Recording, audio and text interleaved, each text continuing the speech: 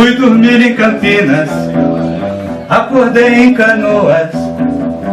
Quando me dei por mim, tava na usina dos quadrinhos, em Canoas. Em Canoas.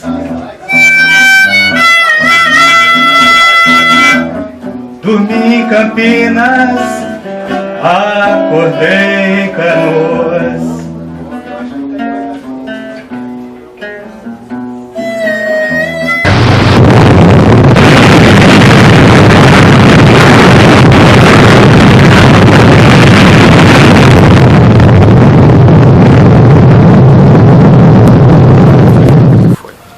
Olá, amigos do Quadrante Sul, eu sou o Wagner Abreu, colaborador do Dynamo Studio.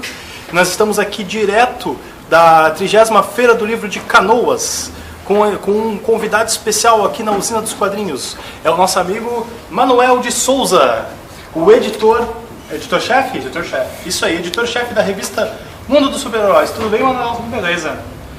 Manuel, nós vamos aqui assim aproveitar o espaço e fazer bem rapidinho assim um bate-bola, comentando sobre esse sucesso editorial que é a revista Mundo dos Super-Heróis atualmente. Ok, só perguntar. Certo? Manuel, seguinte, como é que surgiu a ideia da revista? Pode falar assim bem sucinto, bem rapidinho para nós.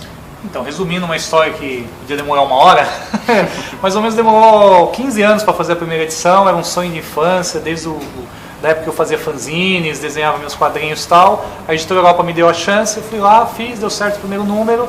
Isso foi em agosto de 2006 e desde então já fizemos mais 55 números. Uhum. A revista ela tem 2 mídias, a digital e a impressa, né? Exatamente. Qual está sendo o retorno das 2 mídias, da digital e da impressa? O nosso foco sempre foi mais o impresso mesmo. O digital funciona mais como um paliativo, os assinantes verem com antecedência, que a venda ainda não é um negócio, a venda digital não é um negócio tão representativo, né? Mas é um pé no futuro, né? Uma hora vai rolar, então a gente está nos 2 lados do campo, né? Como é que funciona a seleção de pauta da revista? As pautas surgem para o pessoal da redação, né? A gente já tem as sessões fixas e geralmente cada colaborador mais ou menos tem, entre aspas, dono de uma determinada sessão. Então eu converso isoladamente com cada um, a gente propõe diversas ideias e vai alocando ao longo das edições, né? Mas muitas vezes a gente se reúne para discutir ideias e tal, então são várias maneiras. A gente pega ideias de leitores, tem bastante coisa que é aproveitado disso também. Tu comentaste antes que fazia fanzine e o site Quadrante Sul ele é especificamente um grupo de fanzines aqui do Rio Grande do Sul. O que você acha do fanzine, assim? Olha, o fanzine foi a mídia que eu me lancei, assim, né? Então, na verdade, eu fazia um fanzine muito pequeno, tinha, sei lá, 200 cópias, tal, xerocada, isso em 1992, 91 e tal. Mas foi um grande legal fanzine é a possibilidade de você experimentar coisas, né? Hoje o fanzine já está um formato um pouquinho defasado, o pessoal é o que o pessoal faz nos sites hoje, né? Nos blogs e coisas afins. Mas a grande sacada é essa, é você testar e meio que tirar as coisas ruins para chegar uma hora você se profissionalizar, né? A ideia de compartilhar uma ideia, seria isso? Também, e ali a vantagem é que você não tem, o fanzine ele é um pouco mais livre, né? Quando você não tem um compromisso comercial. Então você pode fazer, por exemplo, reportagens que muitas vezes na revista você não poderia, ou do tamanho das matérias, por exemplo, determinados tipos de capa. Então o fanzine, a vantagem dele é essa, né? Mas assim, o legal também que eu acho do fanzine é você evoluir, chegar uma hora e virar revista, né? Esse que é o sonho de todo mundo, pelo menos eu acredito, né? E o Manuel de Souza, hoje, editor-chefe da revista Mundo dos Super-Heróis, quando olha para trás e vê o Manuel de 12 anos fazendo fanzine, o que pensa?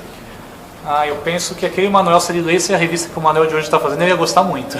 Ele ia curtir, eu acho que ele ia comprar na banca todos os meses. Fala um pouquinho para nós da ideia da revista Mundo Nerd, que é um outro trabalho que está sendo dirigido por você. A Mundo Nerd é uma revista irmã do Mundo dos Super-Heróis, né? A ideia é meio que queremos dominar o mundo, a dominação global nerd, né? Então, com a Mundo dos Super-Heróis ela está estabilizada, a ideia é buscar outros patamares, né? Então, a Mundo Nerd, a gente tem chance de falar de assuntos que não cabem na Mundo. Então, ela é meio que um complemento da revista. Ela está indo super bem também e o foco é o quanto antes a gente puder mensalizar a revista, né? E aí depois criar outros títulos também. A ideia é criar um grupo de revistas que tenha essa cara do nosso jeito de fazer as reportagens. Quantas edições ela já tem? A Mundo Nerd, ela está na 3ª, está em bancas, eu estou terminando a 4ª agora no final do mês. Como é que funciona a pauta da Mundo Nerd? Como é que se reúne o pessoal que gera a pauta para fazer? Então, a Mundo Nerd é um processo muito similar ao Mundo. A diferença é que a Mundo Nerd, como ela está em fase de testes, ela é muito focada no meu trabalho e do Maurício Muniz, que é um colaborador da Mundo, que foi transferido para a Mundo Nerd, e lá ele me ajuda na edição. Então, assim, a pauta é muito focada entre a gente. Como a gente ainda está criando o conceito da revista, né, não entra muita coisa de fora, de pessoas de fora ainda. Na verdade, a gente leva as ideias já meio que prontas. A gente está desenvolvendo algumas sessões, tal, toda edição estreia uma sessão nova, tal, né?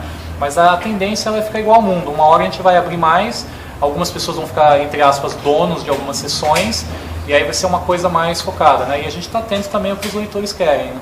Como é que vocês fazem essa captura de informação do que os leitores querem? Basicamente no e-mail... tanto para o Mundo Nerd quanto para o Mundo dos Super-Heróis. Não, o processo é o mesmo. Na verdade, assim, eu fico atento ao que eu sempre coloquei meu e-mail e telefone à disposição. Qualquer um que liga lá eu atendo. Estou lá nos horários comerciais e tal. E às vezes até horários não comerciais também. Então, assim, todo mundo que entra em contato, eu tento responder e tento principalmente entender o que a pessoa está comentando e pedindo. Eu sempre estimulo também nas redes sociais a opinião das pessoas sobre a edição, o que eles gostariam de ver na revista. Então, com tudo isso, a gente vai montando uma espécie de banco de dados, mas é muito focado no nosso feeling, assim, sabe? A gente até tem algumas pesquisas lá, mas o que manda mesmo é o tato mesmo, assim. Você dirigiu uma boa palestra comentando sobre a diferença entre a revista impressa e o meio digital. Você acha que há competição com a internet? Existe. A internet realmente tem abocanhado uma parte das revistas, mas principalmente, eu acho que a internet já está puxando principalmente os jornais, assim, que tem aquela coisa da notícia pela notícia. O caminho da revista, eu acho, é você fazer um negócio diferenciado, que tenha um maior poder, assim, de uma pensata nas reportagens, sabe, seja uma matéria mais contextualizada, uma pesquisa mais profunda, e principalmente que você crie uma revista em que, assim, o leitor sinta que a coisa é mais bem pesquisada. Porque muitas vezes na internet tem aquela ânsia de dar o furo, aquela ânsia de dar a notícia, e fica muito focado em boatos, tal, né? Então a revista, assim, é mais ou menos como se fosse uma publicação científica. Por exemplo, o cara descobre uma coisa, mas só vale a pena quando ele é publicado cientificamente numa revista impressa. Entendeu? Então é isso que a gente tenta fazer com a revista. Até porque na internet pouca gente fica muito tempo parado dentro de um site. Então matérias longas e grandes, que seriam mais aprofundadas, não pode ser trabalhado na internet, né? Exatamente. Na verdade, o papel ele tem muitas... Você usando os recursos de revista, a questão de abres bonitos, um design bacana, textos bem escritos, você vai ter vantagens que muitas vezes na internet não tem. Eu acho que são mídias diferentes, entendeu? Eu acho que eles podem viver conjuntamente, mas de qualquer maneira, assim, o problema que eu vejo na internet é que as pessoas se acostumaram a não pagar pelas informações. E esse é um conceito que é incompatível com a revista. A gente não consegue um nível de anunciantes suficientes para fazer uma revista muito barata. Então a venda é muito importante para a gente. A gente sobrevive basicamente com a venda em bancas, né? E nem sempre na internet tu vai encontrar qualidade no texto, né? A internet, na verdade, assim, é uma coisa que muitas vezes falta a edição.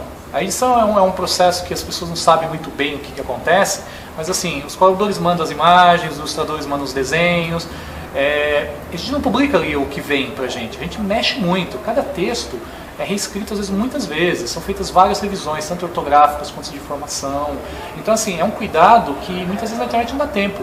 Na internet o foco é diferente, é o hard news. Eu sempre digo assim, que a internet ela é muito boa para dar pequenas peças do quebra-cabeça. Você vai acompanhando, peça por peça. O nosso trabalho é entregar o quebra-cabeça montado. Falando de edição, comenta um pouco sobre o teu trabalho de editor, como é que funciona? Quais os ossos do ofício? O principal é você conseguir é um trabalho meio complexo assim, de edição. Eu acho que talvez a melhor definição seja lapidar um diamante. Porque o que acontece? Nós temos ótimos colaboradores. Esse material chega nas minhas mãos, mas ele sempre tem coisas, sempre tem arestas a serem resolvidas, né? Então o meu trabalho basicamente é deixar a equipe no caminho certo, que foi estipulado, cobrar todo mundo para que a coisa seja feita nos prazos. E o meu trabalho é melhorar o trabalho dos outros, assim. Meu trabalho é cobrar para que a arte seja mais criativa, dar sugestões para a gente discutir coisas diferentes para a revista, melhorar o texto, questionar informações para tentar ter a informação mais precisa possível. Então meu trabalho ali é mais ou menos como um maestro da orquestra, assim, entendeu? Com a diferença que muitas vezes o maestro não emite nenhum som, né? E como eu não posso me dar o luxo, eu também escrevo. Então assim, E, então eu também participo do processo de confecção da revista, né? Mas é um trabalho bem bacana, assim, bem legal. Falando do mundo dos super-heróis, vocês publicam tanto material antigo, tanto assim matérias sobre fases antigas de super-heróis, os super-heróis já esquecidos, quanto os novos. Quais os dois tipos de matéria vocês preferem? Você prefere? Olha, na verdade eu gosto de tudo. Eu gosto, para falar, qual o seu super-herói preferido? Todos. Qual o seu artista preferido? A maior parte deles, assim. Qual o seu gênero preferido? Quase todos também, entendeu? Então, assim, eu não tenho muito preconceito, não. O que acontece muitas vezes é que a gente foca, as pautas principais das revistas, as matérias de capa, são focadas em assuntos. Primeiro, que a gente sabe que agradam os leitores, tem um interesse maior. E segundo, de preferência que tenham, assim, seja digamos, o hype do momento, assim, aquela coisa está sendo discutida. Então, assim, é a questão da novidade. Então, assim, entre uma notícia velha e uma novidade, a novidade é melhor pra gente, porque vende mais. Então as pessoas estão tem mais tendência a procurar novidade do que procurar coisas antigas, entendeu? Certo, então, para encerrar e gerar uma polêmica, Marvel ou DC? Ah, eu sou Marvel, com certeza. Não tem polêmica, é Marvel. Não tem polêmica. DC, ainda mais hoje, com Marvel Now, eu acho que a Marvel tá nadando de braçada, assim. A DC tá... Acho que no primeiro momento, lá dos 952, até apareceram coisas interessantes, mas a DC tá bem fora dos trilhos, já faz um bom tempo. Tá certo, DC Now tá chupa! Que é Wagner Abreu, direto pro Quadrante Sul TV.